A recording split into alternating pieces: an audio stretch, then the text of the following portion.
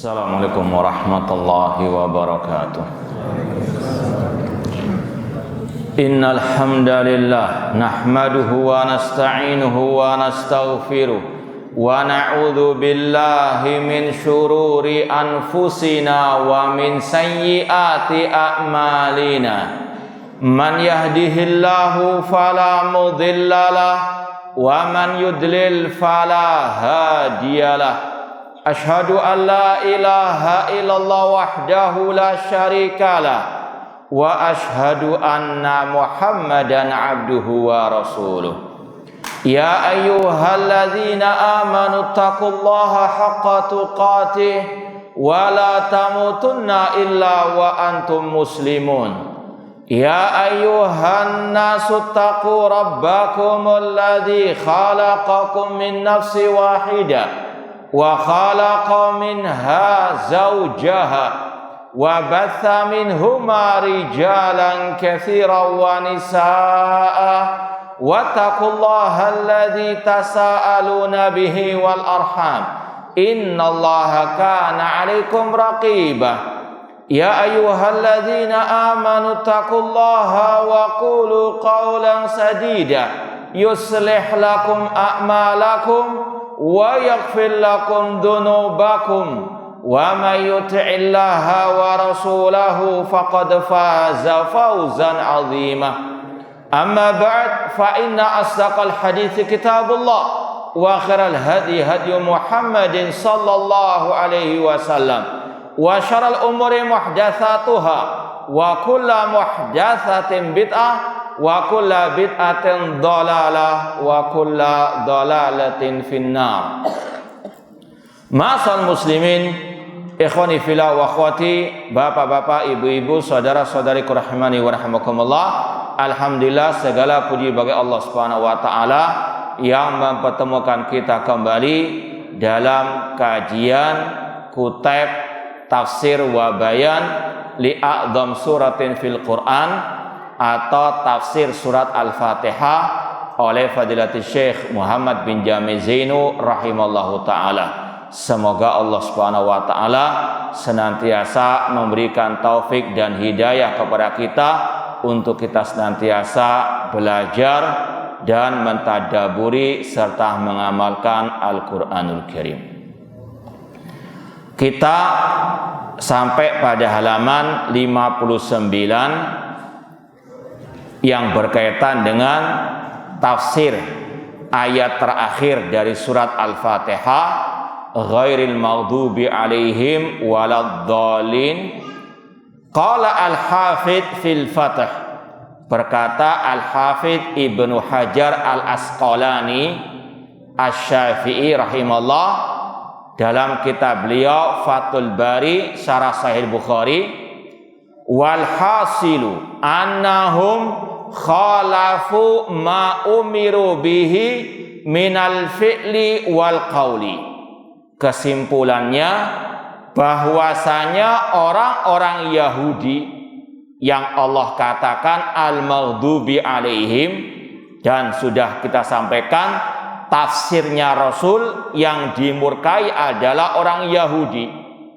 Kata Imam Al-Hafidz Ibnu Hajar Asqalani rahimahullah, kesimpulannya orang-orang Yahudi mereka senantiasa menyelisihi perintah Allah baik dalam ucapan maupun perbuatan mereka.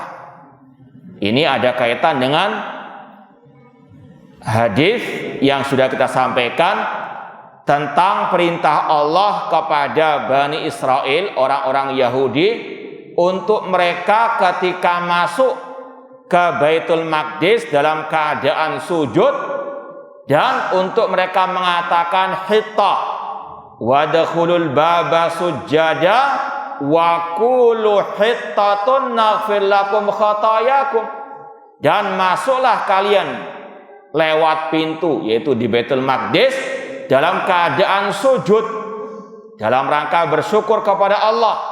Dan Allah katakan, Allah perintahkan, katakanlah wahai Bani Israel hitta, yang artinya ya Allah ampunilah kami. Namun orang Yahudi tidak mau melaksanakan perintah Allah, baik yang berupa perbuatan sujud tadi ataupun berupa ucapan, yaitu hittah. Ya. Kata Al-Hafidz Ibnu Al-Asqalani rahimahullah, fa innahum umiru bisujud inda intihaihim syukran lillahi ta'ala. Ketika mereka diperintahkan bersujud sebagai bentuk rasa syukur kepada Allah, mereka tidak mau melaksanakannya. Wa biqaulihim hittah, demikian pula ketika mereka diperintahkan mengatakan hittah, ampunilah kami ya Allah. Namun apa yang dilakukan oleh orang Yahudi?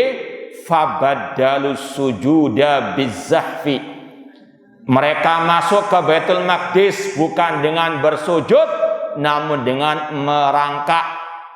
Ini mereka apa? Merubah perintah Allah dari sujud ke merangkak. Ini dari segi perbuatan. Wa qalu hintah, ketika diperintahkan mengatakan hittah, ha, ta dan tak marbutah, mereka tambahin nun, hintah. Hittah tadi artinya ya Allah ampuni kami. Mereka rubah dengan hintah yang artinya gandum. Ini kelakuan orang Yahudi, merubah kalam Allah. Fabaddalal ladzina dzalamu qaulan ghairal ladzi qila lahum yuharrifunal kalima an mawadhi'i. Mereka suka mengotak-ngatik, suka merubah, mentahrif, menyelewengkan ayat-ayat Allah dari makna yang sebenarnya. Au qalu hitta wa zadu fiha habbatan fi sya'iratin. Sekali lagi, ini kelakuan orang Yahudi yang kita kaum muslimin diperingatkan oleh Allah agar tidak mengikuti jejak mereka. Dan ayat-ayat tentang tahdzir, peringatan Allah dari orang Yahudi, orang Nasara sangat banyak sekali. Ya. Artinya jangan sampai kita mengikuti jejak mereka, entah dalam masalah akidah, entah dalam masalah ibadah, entah dalam masalah perayaan hari raya dan yang lain sebagainya.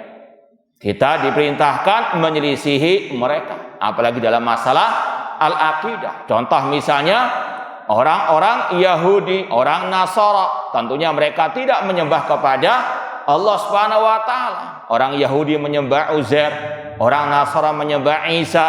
Kaum muslimin diperintahkan untuk iyyaka na'budu wa iyyaka nasta'in, mengesahkan Allah dalam ibadah. Orang Yahudi, orang Nasara, mereka menyimpang dalam masalah kenabian. Orang Yahudi mereka melecehkan para nabi.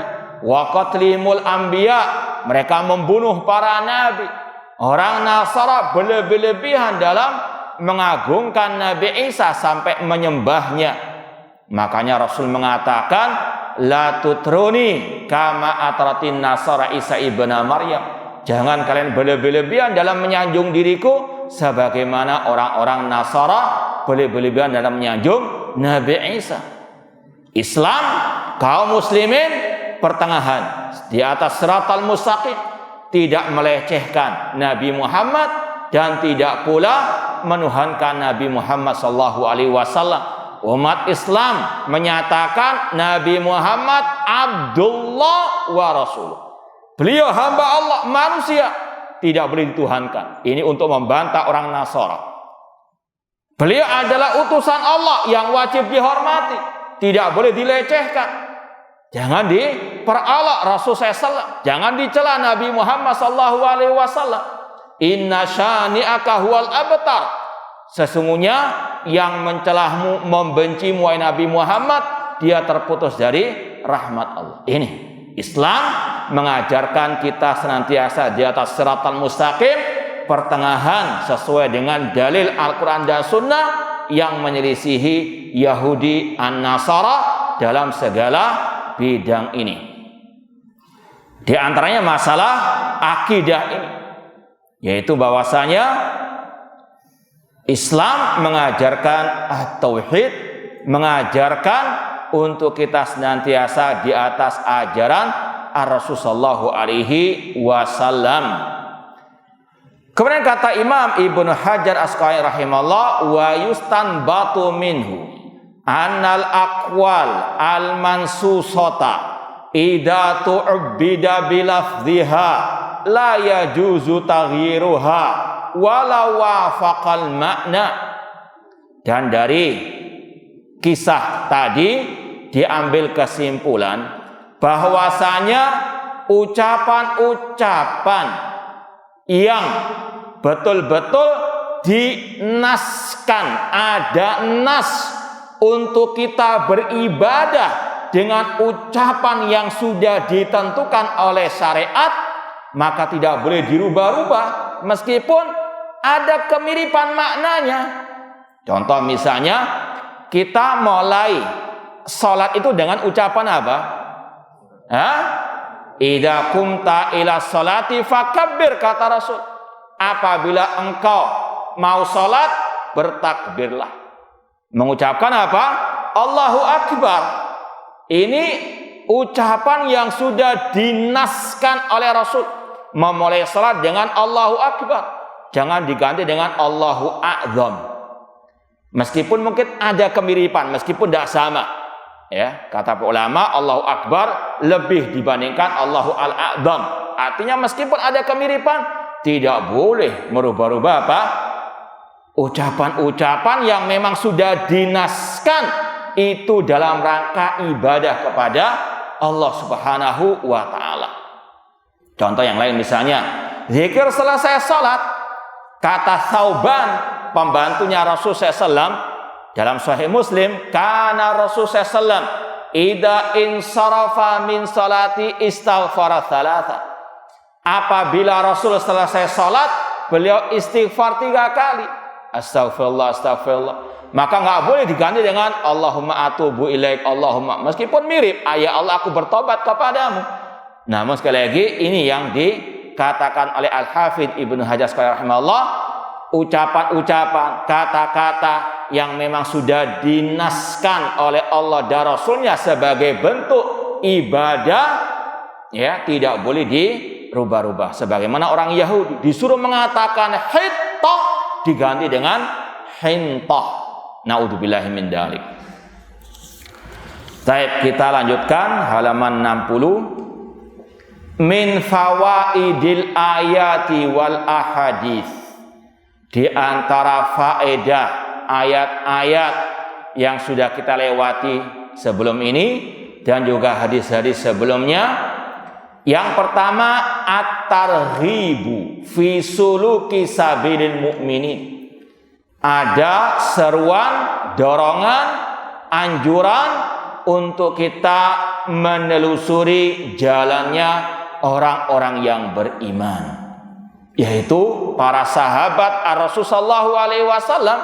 Seperti yang sudah kita sampaikan di tafsir ayat siratal ladzina an'amta alaihim, yaitu jalannya Rasul dan para sahabat Rasul sallallahu.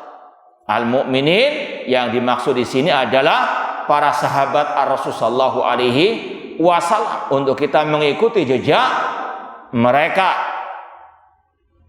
Wa tarhibu min sulukil yahud al-maghdubi alaihim, dan sekaligus ada larangan, peringatan dari mengikuti jalannya, jejaknya orang Yahudi yang dimurkai oleh Allah, likufrihim, karena kekafiran mereka. Dan sudah kita sampaikan, orang Yahudi mereka adalah orang-orang kafir. Ya, jangan sampai alergi dengan istilah kafir untuk mereka. Allah sendiri yang menamakan mereka dengan kafir. Innalladzina kafaru min ahlil kitabi wal musyrikina fi nari jahannama khalina fiha ulaika hum syarrul bariyah. Maka naudzubillah min dalik, kalau ada yang ingin merubah istilah Al-Quranul Karim, Ya qul ya ayyuhal kafirun la a'budu ma ta'budun. Allah menamakan mereka apa? Kafir. Cuma kita bukan seperti kelompok teroris. Kalau orang itu kafir dari Yahudi Nasara, kemudian kita dolimi, kemudian kita tindas, apalagi sampai tumpahkan darahnya tanpa hak, ini ya Islam berlepas dari terorisme dan perbuatan teror tersebut. Ya, Islam pertengahan, tetap kita menamakan mereka orang kafir sebagaimana kata Allah, tapi kita tidak boleh mendolimi mereka. Dalam urusan dunia silakan berbuat baik kepada mereka, namun dalam urusan akidah, urusan ibadah, urusan perayaan hari raya, la a'budu ma ta'budun lakum dinukum waliyadin. Kita tidak boleh ikut latah merayakan hari raya mereka, ataupun mengucapkan selamat kepada hari raya mereka. Ini sekali lagi, kita pertengahan di antara kelompok khawarij teroris yang mereka jauh dari rahmat kepada orang-orang yang kafir tadi, dalam artian mereka mendolimi orang-orang tersebut, menteror dan seterusnya. Dan di antara kelompok liberal yang kebablas dalam masalah toleransi, sampai menyamakan antara yang beribadah kepada Allah semata dengan yang menyembah selain Allah Subhanahu wa taala. Naudzubillahi min dzalik. Ma'asal muslimin, ikhwani fillah wa akhwati rahmani wa rahmakumullah, wa qatarakul amal, dan di antara kelakuan orang Yahudi, mereka meninggalkan al-amal, tahu kebenaran, tidak mau mengikutinya. Wa minan nasara ad-dallin, dan di dalam ayat tadi ada larangan, peringatan dari mengikuti jejak orang-orang Nasara yang mereka sesat, alladzina faqadul ilma, yang mereka beramal tanpa ilmu. Amal mu'minun faqad jama'u al-ilma ma'al amal. Adapun orang beriman, mereka menjamakkan antara ilmu dan amal. Sebelum beramal, berilmu terlebih dahulu. Setelah berilmu, beramal. Ini as-siratal mustaqim. Jadi sekali lagi, faedah yang pertama, kewajiban kita setiap muslim muslimah mengikuti jalannya Rasul dan para sahabat Ar-Rasul SAW dalam semua bidang kehidupan ini. Dan agar kita tidak mengikuti jejak orang Yahudi, orang Nasara. Dan sudah kita sampaikan, Islam diturunkan untuk menyelisihi agama-agama tersebut. Walladzi arsala rasulahu bil huda wa dinil haqqi liyudhhirahu ala dini kulli walau karihal kafir. Dialah Allah yang mengutus rasulnya dengan petunjuk dan dengan agama yang hak untuk dimenangkan di atas semua agama yang ada. Makanya tadi kita mohon kepada Allah jalan yang lurus, yang menyelisihi jalannya Yahudi dan jalannya orang-orang An-Nasara. Kalau kita mengikuti jalannya Rasul para sahabat, maka kita menyelisih jalannya orang Yahudi dan orang-orang An-Nasara. Tapi kalau kita sudah berpaling dari ajaran Rasul dan para sahabat, maka bisa masuk ke dalam jalannya orang Yahudi atau jalannya orang-orang An-Nasara. Naudzubillahi min dzalik. Yang kedua, at-tahdhiru min tahrifin nusus asy-syar'iyyah lil khuruji biha an muradis syari' kama fa'alatil yahud. Ada tahdzir, peringatan dari menyelewengkan nas-nas syariat untuk keluar dari yang dikehendaki oleh syariat.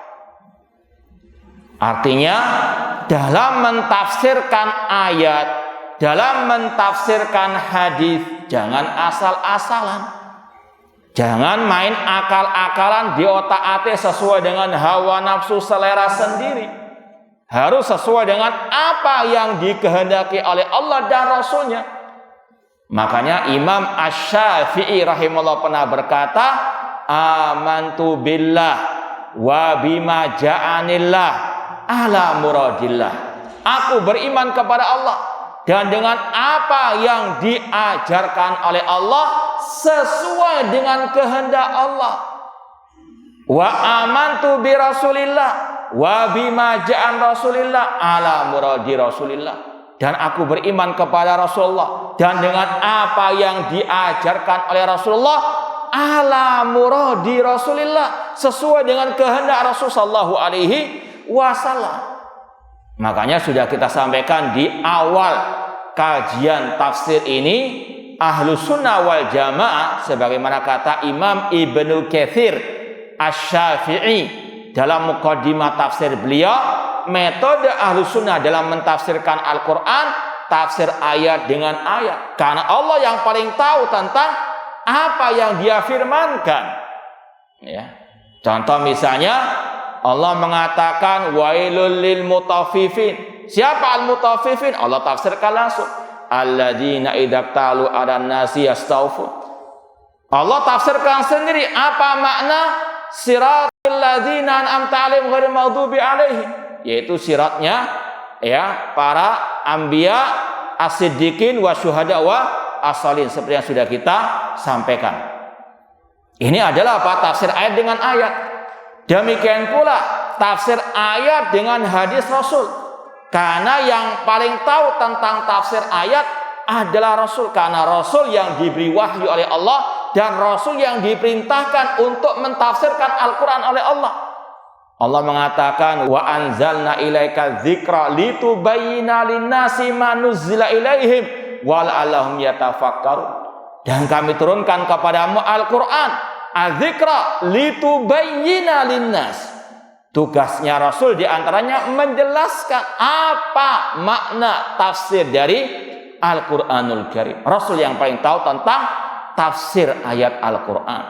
Kemudian yang paling tahu tentang tafsir Al-Quran adalah para sahabat Rasul, karena mereka yang langsung belajar tafsir Al-Quran kepada Rasul SAW, dan Allah dan Rasulnya memuji para sahabat. Demikian pula para tabi'in yang mereka belajar langsung kepada para sahabat Rasul sallallahu alaihi wasallam. Maka jangan asal-asalan mentafsirkan ayat-ayat Al-Quran, apalagi yang berkaitan dengan akidah, yang berkaitan dengan sifat-sifat Allah Subhanahu wa ta'ala.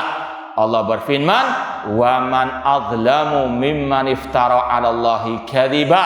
Siapakah yang lebih zalim daripada orang-orang yang berdusta atas nama Allah, mentafsirkan ayat tanpa ilmu, mentafsirkan kalam Allah dengan apa? Ya, akal-akalannya, dengan hawa nafsunya. Ini kata Allah, "Wa man adzlamu mimman iftara 'alallahi kadhiba." Maka di dalam ayat dan hadis yang sudah kita sampaikan tadi ada peringatan larangan dari mentahrif, menyelewengkan nas-nas Al-Quran atau hadis Rasulullah SAW hingga keluar dari apa yang diinginkan oleh syariat, oleh Al-Quran dan Sunnah Rasulullah Shallallahu Alaihi Wasallam, kama fa'alatil Yahud, seperti yang dilakukan oleh orang Yahudi. Jadi Allah ketika mengkisahkan, menceritakan tentang kelakuan orang Yahudi, diantaranya tadi fabaddalal ladina dzalamu qaulan ghairal ladina qila lahum. Mereka orang-orang Yahudi merubah-rubah kalam Allah, yuharrifunal kalima an mawadhi. Ini untuk kita apa? Menjauh dari sifat-sifat mereka. Seperti ketika Allah mengkisahkan, menjelaskan di antara akhlaknya orang Yahudi hasad, iri dan dengki. Am yahsudunan nasa ala ma atahumullahu min fadli.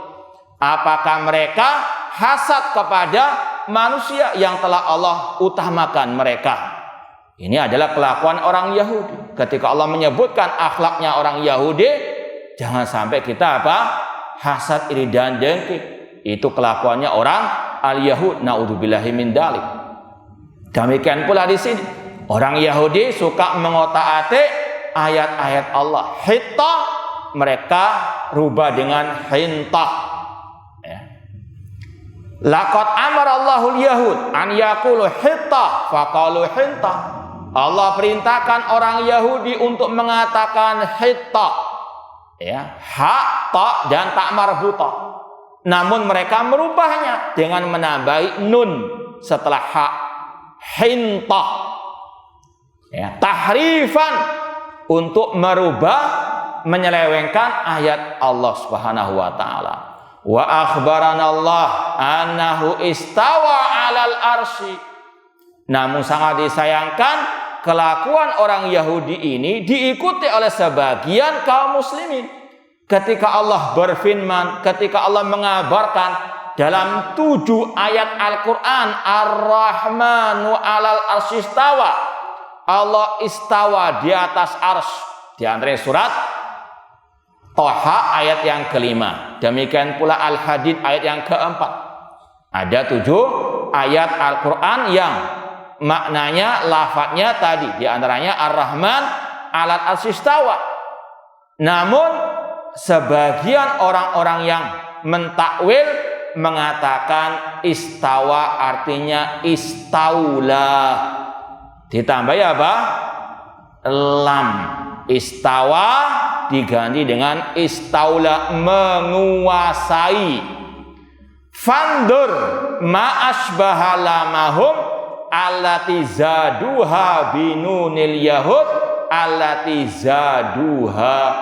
Kata para ulama, diantaranya Al-Imam Ibnu Qayyim rahimahullah, perhatikanlah, lihatlah alangkah miripnya lamnya mereka dengan nunnya Yahudi. Yahudi menambahi nun pada kata hintah, sebagian kaum muslimin menambahi lam dalam firmannya istawa diganti dengan istaula.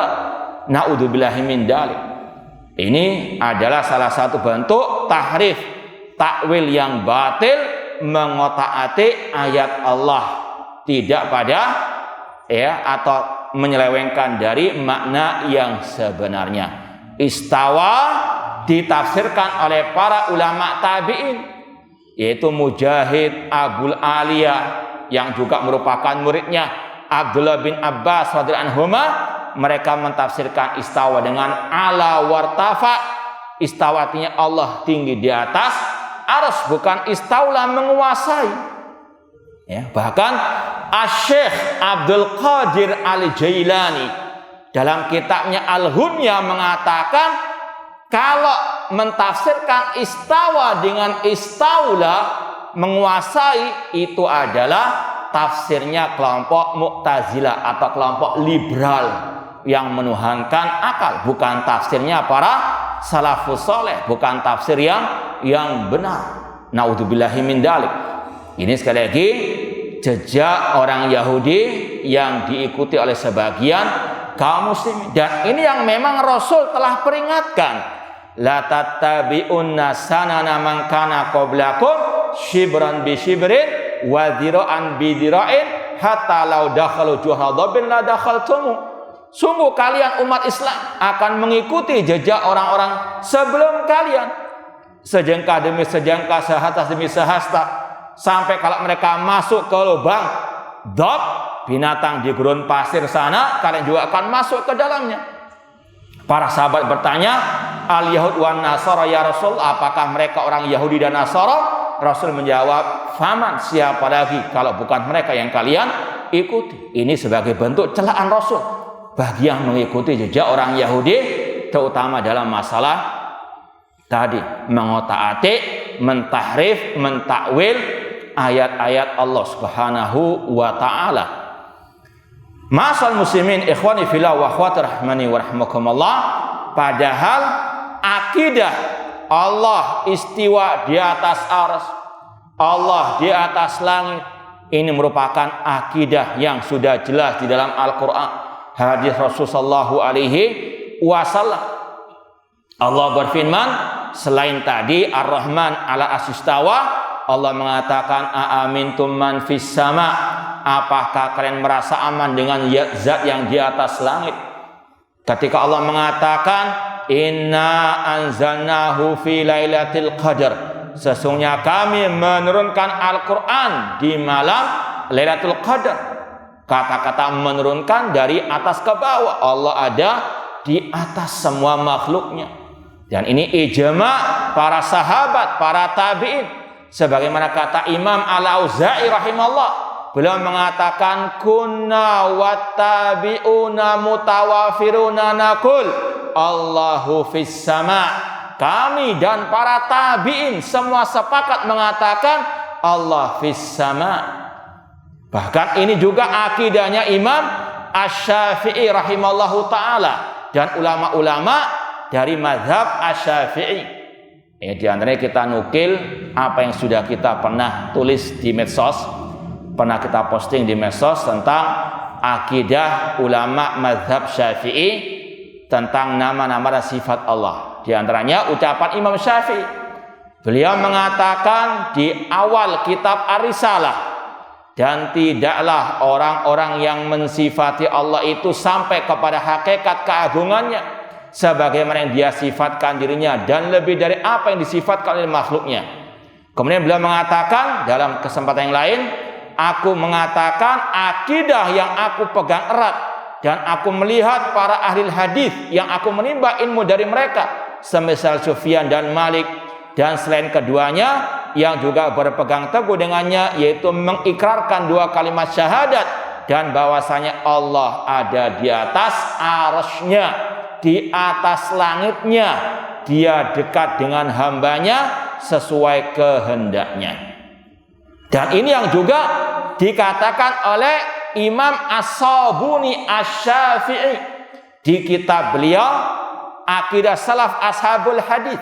Imam As-Sabuni Asy-Syafi'i yang wafat tahun 449 Hijriah juga mengatakan inilah akidahnya Imam Syafi'i. Dan alhamdulillah sudah kita kaji kitab tersebut, Aqidah Salaf Ashabul Hadis. Beliau mengatakan Imam Asy-Syafi'i rahimahullah berhujjah dengan hadis jariyah budak perempuan ketika ditanya oleh Rasul di mana Allah, sang budak menjawab di atas langit. Maka kata Imam As-Sabuni bahwasanya Imam Syafi'i ketika berhujjah dengan hadis tentang budak perempuan tadi karena keyakinan beliau bahwa Allah di atas makhluknya, di atas langit yang ketujuh, di atas arsy-Nya, sebagaimana ini adalah akidah kaum muslimin ahlu sunnah wal jamaah dari kalangan salaf maupun khalaf. Beliau tidak akan berkeyakinan jika beliau tidak meriwayatkan hadis yang sahih. Dan ini pula yang diwarisi oleh murid-muridnya Imam Asy-Syafi'i seperti Imam Al-Humaidi, muridnya Imam Syafi'i yang wafat tahun 209 Hijriah. Di dalam kitab beliau Ushulus Sunnah, beliau mengatakan kita mengikrarkan atau membenarkan apa yang dikatakan oleh Al-Quran dan Al-Hadis seperti firman Allah, wa qalatil yahudu yadullahi maghlulah ghulat aydin walu'inu bima qalu bal yadahu mabsutatan yunfiku kaifa yasha. Orang-orang Yahudi mengatakan tangan Allah terbelenggu. Tangan mereka lah yang terbelenggu dan mereka dilaknat karena ucapan mereka. Bahkan kedua tangan Allah terbentang. Kemudian Imam Al-Humaidi membawakan ucapan dan kita mengatakan Ar-Rahman 'alal arsy istawa. Barang siapa yang meyakini selain ini, maka dia adalah seorang mu'attil yang mengingkari dan termasuk pengikut kelompok Jahmiyah. Dan ini akidah yang juga diwarisi oleh murid Imam Syafi'i yang lain, Imam Al-Muzani dalam kitab beliau Syarhus Sunnah. Imam Al-Muzani yang wafat tahun 264 Hijriah berkata, dia Allah tinggi di atas arsy. Dan dia dekat dengan makhluknya dengan ilmunya. Dan kita bawakan juga ucapan Imam Ad-Darimi, Imam Ibnu Khuzaimah, murid dari muridnya Imam Asy-Syafi'i rahimahullah. Dalam kitab beliau Kitabut Tauhid, Imam Ibnu Khuzaimah membawakan sebuah bab yang berjudul bab penjelasan bahwa Allah di atas langit sebagaimana yang telah Allah kabarkan kepada kita di dalam kitab sucinya dan lewat lisan Rasulnya alaihissalam, dan sebagaimana yang telah dipahami oleh fitrah kaum muslimin, baik dari kalangan ulama maupun yang awam, yang merdeka maupun yang budak, yang laki maupun yang perempuan, yang baligh maupun anak-anak. Dan setiap yang berdoa kepada Allah, maka dia mengangkat kedua atau kepalanya ke atas langit dan menengadahkan kedua tangannya kepada Allah ke atas, bukan ke bawah, ya. Dan masih banyak lagi ucapan-ucapan ulama dari mazhab Asy-Syafi'i tentang hal ini. Intinya, tidak benar mentakwil istawa dengan istaula, menguasai, untuk lari dari menetapkan sifat ketinggian bagi Allah di atas arsy atau di atas langit, ya. Kalau ada yang mengatakan kalau dikatakan Allah di atas arsy berarti Allah butuh kepada arsy, maka kata para ulama itu hanya apa? Rekayasa pikirannya semata, itu sekedar halusinasinya. Tidak ada yang mengatakan Allah butuh kepada makhluk, entah arsy atau yang lainnya. Allah itu Al-Ghani, Maha Kaya, nggak butuh kepada siapapun dari makhluknya, sesuatu pun dari makhluknya. Allah ketika di atas arsy bukan berarti Allah butuh kepada arsy. Nggak ada yang mengatakan demikian. Makanya Imam At-Tahawi rahimahullah di dalam Aqidah Tahawiyah mengatakan, wa huwa mustaghnin anil arsy wa madunahu. Allah enggak butuh kepada arsy dan selain arsy. Dan kaidah secara bahasa kata para ulama dan secara fakta di lapangan, enggak mesti yang di atas butuh yang di bawah. Contohnya langit di atas bumi, langit enggak butuh kepada bumi. Buktinya apa? Enggak ada tiang yang apa? Menyanggahnya, ya. Kalaupun dikatakan yang atas butuh kepada yang bawah, itu kalau ada pada makhluk. Namun Allah laisa kamitslihi syai', enggak boleh disamakan dengan makhluk. Allah Ghani. Kalau ada yang mengatakan, wah kalau kita menetapkan Allah di atas arsy, di atas langit, ya, maka kata mereka ini sama dengan atap atau lampu di atas kita. Naudzubillah min dzalik. Justru yang menyerupakan Allah dengan makhluk, orang itu sendiri yang berkhayal menyamakan Allah dengan makhluk. Kita Ahlussunnah mengatakan Allah punya sifat nggak sama dengan sifat makhluk. Kata-katanya sama, namun hakikatnya tidak sama. Allah punya sifat ilmu, Allah punya sifat kehidupan, nggak sama kehidupan Allah, ilmu Allah dengan ilmunya apa?